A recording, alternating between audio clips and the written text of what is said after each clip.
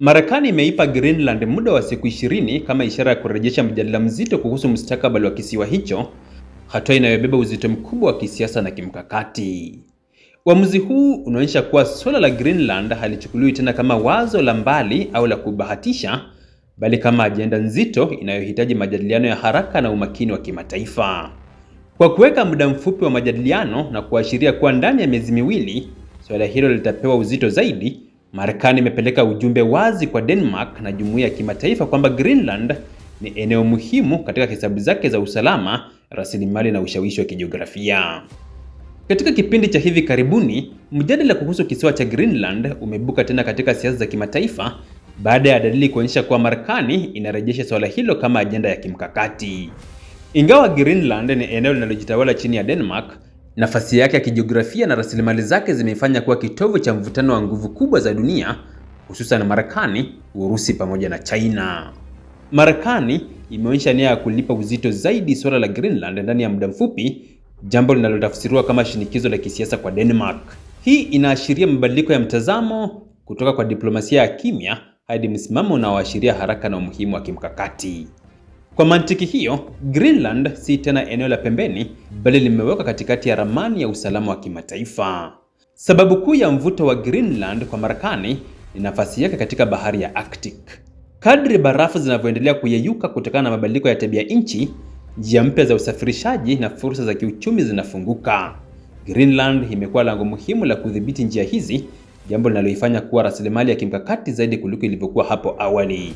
Aidha, kisiwa hiki kina madini adimu yanayohitajika sana katika teknolojia za kisasa na sekta za ulinzi maarufu kama rare earth. Kwa upande wa Denmark, shinikizo hili linaweka nchi hiyo katika hali ngumu ya kisiasa. Denmark inalazimika kulinda mamlaka yake kihistoria juu ya Greenland, huku ikiheshimu haki ya kujitawala ya wakazi wa eneo hilo. Wakati huo huo, haiwezi kupuuza uzito wa mshirika wake wa muda mrefu, Marekani, hasa katika masuala ya ulinzi wa NATO.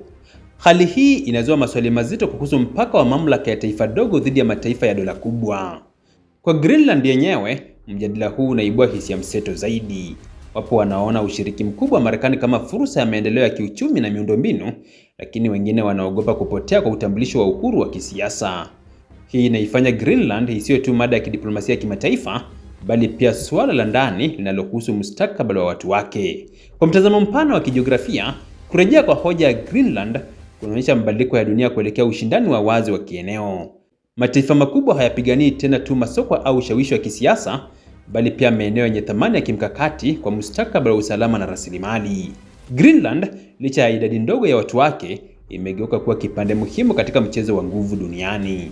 Msimamo wa Marekani kuhusu Greenland unaonyesha kwamba siasa za dunia zinaingia awamu mpya ambapo muda, shinikizo na maslahi ya kimkakati vinawekwa wazi bila kificho. Denmark, Greenland na jumuiya ya kimataifa sasa zinakabiliwa na swali moja kuu. Je, dunia iko tayari kuona mipaka ya kijiografia ikitazama upya kwa misingi ya nguvu na maslahi badala ya historia na makubaliano ya muda mrefu? Msimamo huu wa Marekani kuhusu Greenland umezua mshtuko na mjadala mpana katika ulingo wa siasa za kimataifa. Huku Marekani ikionyesha nia ya kurejelea suala la Greenland kama ajenda ya kimkakati, viongozi wa Greenland wamejitokeza kwa sauti kali kupinga lugha na mtazamo unaonekana kudharau mamlaka, utu na uhuru wa nchi yao. Kwao, hoja hii si tu suala la diplomasia, bali msimamo wa kimsingi kuhusu heshima ya taifa. Waziri Mkuu wa Greenland, Nielsen, ameweka wazi kuwa uhusiano kati ya Greenland na Marekani umejenga juu ya msingi wa uaminifu na ushirikiano wa muda mrefu uliochukua vizazi kadhaa miaka mingi iliyopita. Kwa mantiki hiyo, lugha ya shinikizo au maelezo yanayoashiria matumizi ya nguvu yanaonekana kama kuvunja misingi hiyo ya kihistoria. Kwa mtazamo wa uongozi wa Greenland, urafiki wa kweli haujengwi kwa vitisho au masharti ya upande mmoja. Msingi wa pingamizi la Greenland uko katika dhana ya uhuru wa taifa. Serikali ya Greenland inasisitiza kuwa nchi yao si bidhaa, si eneo la biashara, wala si kitu kinachoweza kujadiliwa kama mali ya kuhamishwa kutoka mamlaka moja kwenda nyingine.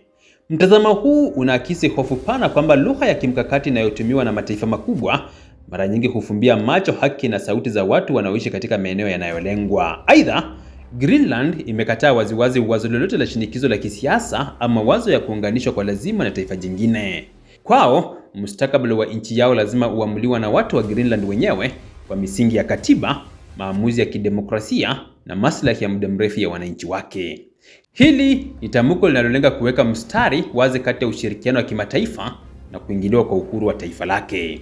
Katika muktadha mpana wa kijiografia, msimamo wa Greenland unaonyesha changamoto inayokabili dunia ya leo, ambapo ushindani wa nguvu kubwa unazidi kuathiri maeneo madogo lakini yenye thamani ya kimkakati zaidi duniani. Greenland iliyoko katika bahari ya Arctic imejikuta katikati ya mvutano unaochochewa na maslahi ya usalama, rasilimali na ushawishi wa kimataifa. Hata hivyo, viongozi wake wanasisitiza kuwa umuhimu wa kimkakati hauwezi kufuta haki ya kujitawala. Kwa ujumla, majibu ya Greenland kwa kauli za Marekani yanaonyesha ujumbe mmoja muhimu: urafiki wa vizazi hauwezi kudumishwa kwa lugha ya shinikizo wala kwa mawazo ya kumiliki taifa jingine. Katika dunia inayobadilika kwa kasi, Greenland inajaribu kusisitiza kuwa hata nchi ndogo ina haki ya kusema hapana, kulinda utu wake na kuamua mustakabali wake bila kubanwa na ndoto za nguvu za mataifa makubwa.